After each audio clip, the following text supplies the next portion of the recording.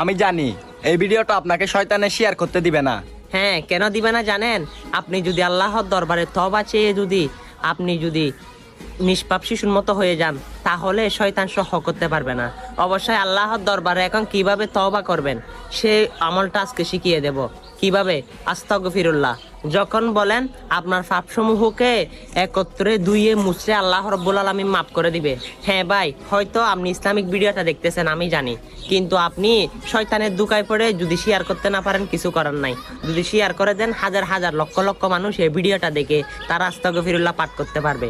আর হাদিস অনুযায়ী আপনিও সমান নেকি সোয়াব হবে। আর ভিডিওটা অতি শীঘ্র মানুষের কাছে বেশি বেশি শেয়ার করবে। আমিন।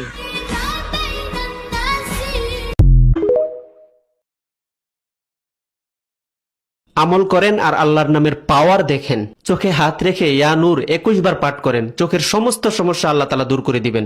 মাথায় হাত রেখে ইয়া আলিমু 11 বার পাঠ করেন, মাথার সমস্ত সমস্যা আল্লাহ তাআলা দূর করে দিবেন। পেটের উপর হাত রেখে ইয়া বাতিনু 21 বার পাঠ করেন, পেটের সমস্ত সমস্যা আল্লাহ তাআলা দূর করে দিবেন। ভিডিওটি সর্বোচ্চ শেয়ার করে দিবেন।